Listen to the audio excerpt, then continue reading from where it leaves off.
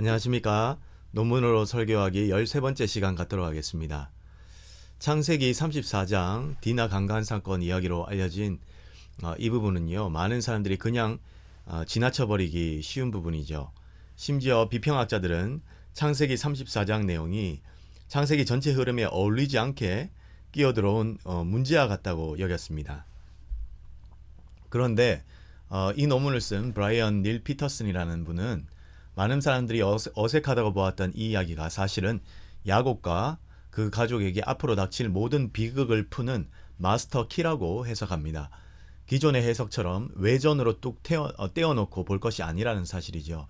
예를 들면 다윗 왕이 밧세바를 범한 후에 그의 인생과 가정이 어떻게 무너졌는지를 여러분 잘 아실 겁니다. 그야말로 다윗이 저지른 밧세바 사건 하나가 다윗의 남은 생애 전체를 규명해버리는 아주 중요한 사건이지 않았습니까? 그것처럼 피터슨 주장이 바로 그것이에요.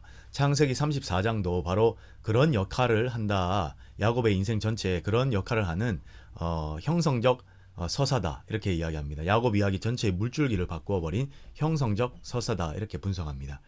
이 사건 하나가 그 이후의 모든 일을 결정짓는 분기점이 된다고 본 것입니다. 저자는 많은 사람들이 놓치는 부분을 파악하고 다양한 증거들을 제시하는데요. 상당히 이분의 이야기를 들으면 설득력이 있습니다.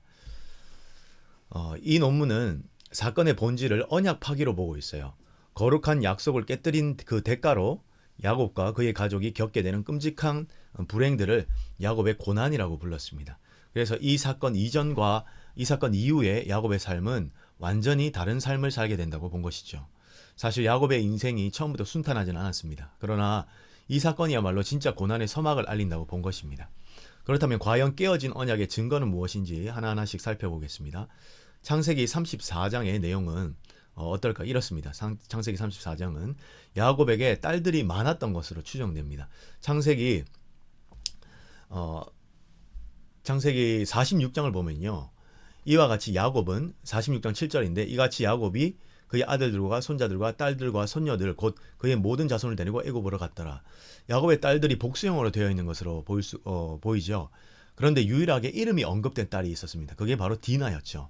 그런데 디나가 하루는 세겜 땅으로 갑니다. 왜냐하면 그 땅에 여자들을 구경하려 나갔다 이렇게 성경이 기록되어 있어요.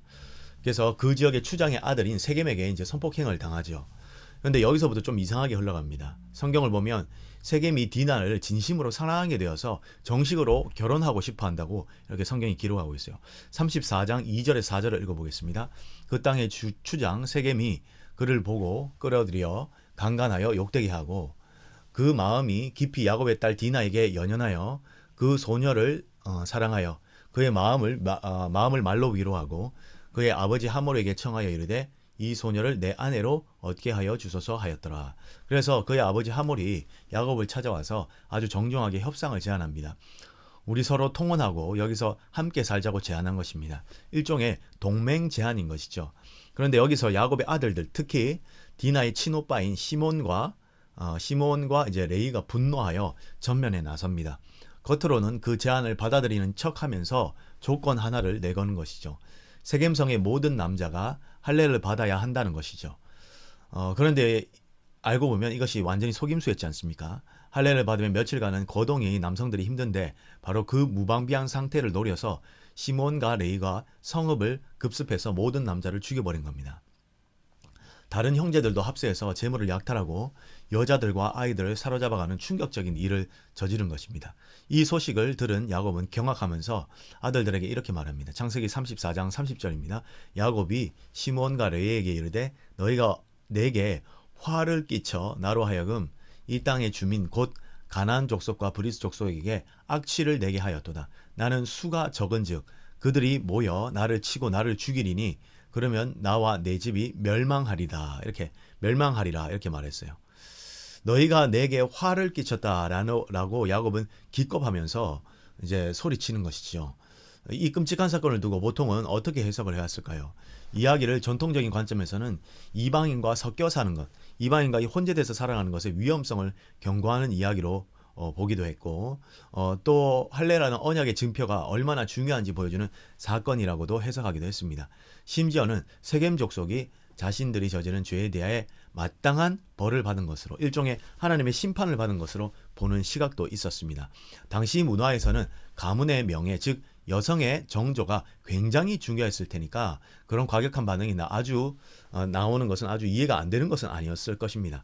자기 여동생이 그런 일을 당했다고 생각해 보면 극단적이지만 이런 일이 있을 수도 있다고 볼 수 있을지 모르겠습니다. 헌데 감정적으로는 이해가 갑니다만 피터슨은 성경의 저자가 의도하는 바를 찾으려고 합니다. 그는 몇 가지 분명한 이유를 들어서 이 사건이 하나님의 심판이나 정당한 복수가 아니라고 주장합니다. 첫째, 하나님은 이미 아브라함에게 아모리 족속의 죄악이 아직 가득 차지 않았다고 말씀하셨어요.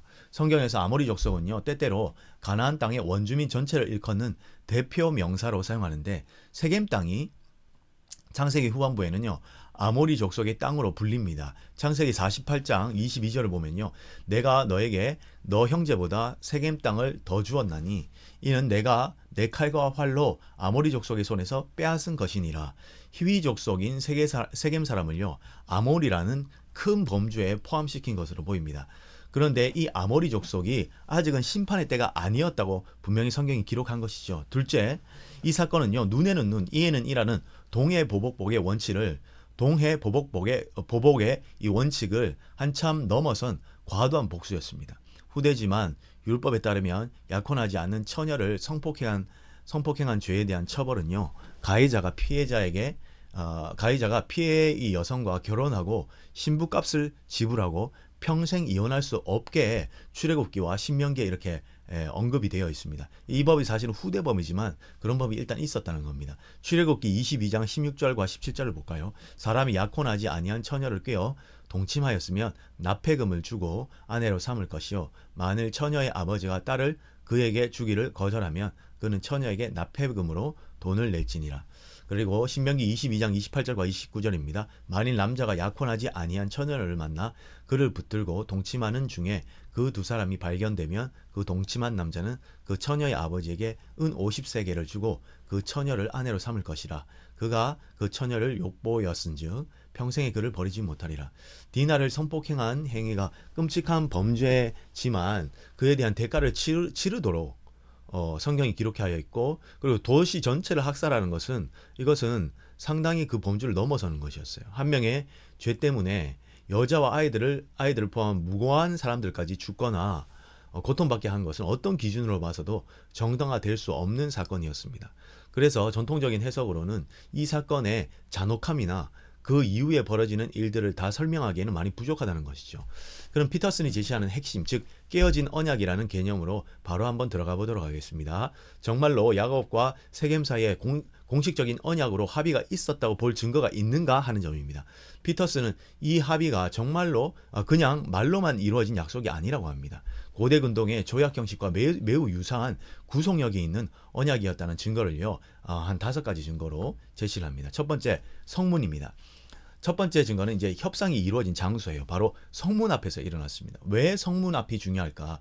고대 도시에서 성문은요, 단순히 문으로만의 그 통로만을 의미하는 것이 아니었어요. 재판이 열리고 중요한 상거래가 이루어지고 도시의 지도자들이 공식적인 조약을 체결하는 공적인 장소였습니다. 이러한 중요한 협상을 성문에서 했다는 것 자체가 이 합의의 공식적인 성격을 보여주는 것이죠. 이 성문이 어디에 나왔냐면 34장 20절에서 24절 사이에 성문이라는 표현으로 또는 성문으로 이렇게 표현되어 있습니다. 두 번째는 바로 샬렘이라는 단어 때문입니다. 둘째 증거는 세겜의 아버지 하몰이 야곱의 가족들을 향해서 그들이 우리에게 평화롭다고 34장 21절에 말하는데 개역 개정에는요, 침묵하고라고 이렇게 표현되어 있거든요. 그런데 이 침묵하고라는 표현이 샬렘입니다. 이 평화, 침묵이라는 단어 샬렘은 우리가 잘 아는 샬롬의 어원인 샬람에서 파생된 단어예요. 그래서 샬롬과 같은 뜻으로 보아도 무방합니다. 그런데 이 샬렘이라는 단어는 고대 근동조약 문서에서 동맹관계를 나타낼 때 흔히 쓰던 외교 용어라고 사용되었다, 이렇게 저자가 말을 합니다. 그야말로 그냥 대화를 나눈 것이 아니라 외교 협상 수준이었다는 것이죠. 세 번째는 할례라는 조건 때문입니다. 할례 요구는요, 작은 조건이 아니었어요. 아브라함과 맺은 하나님의 언약, 그 거룩하고 엄중한 약속의 상징이었던 것입니다. 그런데 시몬과 레위는요, 가장 엄중한 종교적 의식을요, 상대를 무력화시키기 위한 무기로 사용해 버린 겁니다. 그러니까 그들은 하나님과의 언약의 상징을 이용해서 인간과의 언약을 깨트린 셈이죠. 이것은 단순히 속임수를 넘어서서 신성모독에 가까운 행위였어요. 이것은 정말 차원이 다른 배교 행위였던 겁니다. 네 번째, 괴로움을 나타내는 아카르라는 히브리어입니다. 네 번째 증거는요, 피터슨이 제시하는 아주 흥미로운 언어학적 증거가 있는데, 야곱이 아들들을 꾸짖을 때 너희가 내게 화를 끼쳤다 이렇게 말하거든요. 이때 화라는 단어가 아카르라는 말입니다. 이때 사용한 히브리어가 아카르인데, 이 단어가 구약의 다른 곳에서 쓰인 용례를 보면 거의 예외 없이 깨어진 맹세나 언약 때문에 공동체 전체에 재앙을 불러온, 힘든 괴로움을 불러온 상황에서 등장합니다. 예를 들어 여리고성의 전리품을 손대지 말라는 하나님의 명령을 어긴 아간이 이스라엘의 패배를 가져왔을 때 여호수아가 아간에게 이렇게 말을 했죠. 네가 어찌하여 우리를 괴롭게 하였느냐. 이때 괴롭다라는 표현이 아카르입니다. 여호와께서 오늘 너를 괴롭게 하시느니라. 자, 아카르라는 단어가 두 번 나오죠. 여호수아 7장 25절입니다. 여기서 괴롭게 하다로 번역된 히브리어 아카르는요, 단순히 심리적인 괴로움이 아니라 공동체 전체를 파멸의 위기로 몰아넣는 치명적인 재앙을 불러오는 상황을 말하고 있습니다. 그리고 이 단어는 사울의 이야기에서 등장합니다. 블레셋과의 전쟁 중 사울 왕은요, 승리를 서두른 나머지 군사들에게 무리한 금령 하나를 내리죠. 오늘 저녁에 내가 원수들에게 보복하기 전까지 아무도 음식을 먹지 마라. 만약 음식 먹는 사람이 있으면 저주받을 것이다. 이렇게 서약을 했어요. 사무엘상 14장 24절에. 이 때문에 군사들은 몹시 지쳐 있었고 정작 블레셋을 완전히 괴멸시킬 힘을 잃어가고 있었습니다. 그런데 이 맹세를 듣지 못했던 요나단은요, 숲에서 꿀을 찍어 먹고 기운을 차리죠. 나중에 아버지의 금령을 전해들은 요나단은 이렇게 탄식을 합니다. 사무엘상 14장 29절입니다. 요나단이 이르되 내 아버지께서 이 땅을 괴롭게 하셨도다. 이때 괴롭다라는 말이 아카르입니다. 보라, 내가 이 꿀 조금을 맛보고도 내 눈이 이렇게 밝아졌거늘. 여기서 요나단은요, 아버지가 내린 어리석은 결정이 이스라엘 전체를 아카르하게 만들었다. 즉 재앙에 빠뜨리고 괴롭게 만들었다고 진단한 것입니다. 이처럼 아카르라는 단어 자체가 언약 파괴로 인한 재앙이라는 뉘앙스를 강하게 풍기는 겁니다. 그럼 야곱이 이 단어를 썼을 때 당시에 사람들은 어떻게 생각했을까요? 쟤들이 사람 몇 명 죽인 수준이 아니라 하나님과 약속을 깨트려서 우리 공동체 전체에 위험을 빠뜨렸구나 라는 이런 생각으로 직감적으로 이해했을 가능성이 큽니다. 다섯 번째는요, 안전하게라는 표현, 히브리어 베타입니다. 마지막 다섯 번째 증거인데, 성경 본문은 시몬과 레위가 세겜을 공략했을 때 그 세겜성으로 들어가지 않습니까? 그런데 안전하게 들어갑니다. 처음에는 아무도 그 사람들이 세겜 사람들이 저 시몬과 레위가 자신들을 공격할 사람으로 인지를 못했다는 것이죠. 창세기 34장 25절 읽어보겠습니다. 제3일에 아직 그들이 아파할 때에 야곱의 두 아들 디나의 오라버니 시몬과 레위가 각기 칼을 차고 가서 몰래 그 성읍을 기습하여 그 모든 남자를 죽이고, 여기서 몰래라는 단어가 베타어입니다. 즉 칼을 가지고 안전하게 그 성읍에 들어가서, 그러니까 그 사람들을 안심시키고 들어가는 거예요. 자기들도 안전하고 서로가 서로를 안심하게 생각한 것입니다. 사실 서로가 아니죠. 세겜 사람들은 시몬과 레위를 안심하면서 받아들인 겁니다. 개역 개정에는 몰래라고 번역되어 있고 공동 번역에는 당당하게, 개역 한글에는 부지중해라고 번역되어 있습니다. 그런데 사실 이 베타어라는 말은 안전하게 안심하여라는 뜻입니다. 그런데 이 베타라는 단어는 단순히 안심하고 있었다는 뜻을 넘어 조약이나 동맹관계에 있기 때문에 군사적 공격을 전혀 예상하지 않은 상태를 가리킬 수 있다. 는 것입니다. 즉 세겜 사람들은 야곱의 가족과의 그 언약을 완전히 신뢰하고 있었기 때문에 시몬과 레위가 들어올 때 무방비 상태로 이 사람들은 안전한 사람들이야 라고 생각하고 그냥 이 성 안으로 들여보내준 거지요. 그래서 시몬과 레위를 안전한 사람으로 보고 무방비 상태로 있었던 겁니다. 정리해보자면 공식적인 장소인 성문에서 협상이 이루어졌고, 동맹을 의미하는 언어가 사용되었고, 그리고 언약의 상징인 할례가 조건으로 걸렸고, 언약의 파기를 의미하는 아카르라는 단어가 사용됐고, 피해자들은 언약을 믿고 안심한 베타의 상태로 있었다는 것입니다. 이 정도면 의심하기 힘들 정도로 언약 파기 사건과 연결시켜 볼 수밖에 없다는 것이죠. 그래서 피터슨은요, 단순한 복수극이 아니라 하나님의 이름으로 맺은 언약을 배신하고 깨트린 심각한 종교적 범죄라고 보았던 겁니다. 그렇다면 이 끔찍한 언약 파기 사건이 야곱의 삶에 어떤 영향을 미쳤을까요? 이 사건이 바로 야곱의 고난의 시작점이라고 피터슨이 이제 주장하는 것입니다. 야곱의 인생은요, 그 전부터 이미 형들을 속이고, 아버지를 또 속이고, 삼촌한테 속임을 당하고, 온갖 속임수와 갈등으로 가득 찼지 않았습니까? 그런데 왜 유독 이 사건이 모든 불행의 원인이 된다고 피터슨이 주장할까요? 사실 야곱은요, 결코 허물이 없는 사람은 아니었습니다. 하지만 피터슨이 주목하는 것은요, 야곱의 삶의 질이 창세기 34장을 기점으로 어떻게 급격하게 변하는가 하는 점입니다.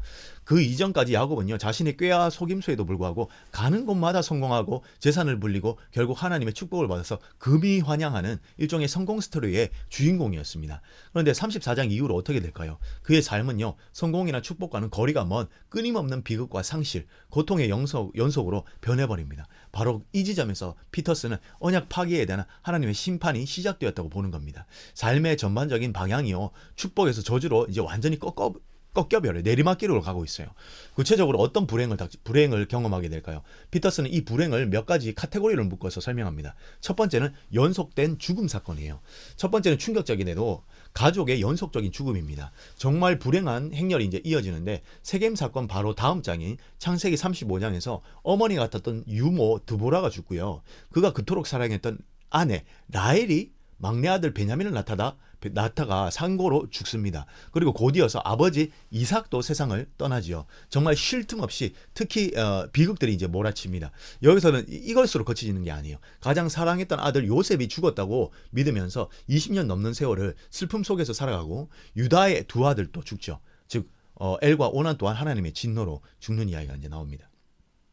여기서 또 흥미로운 수사학적 연결고리도 있다고 합니다.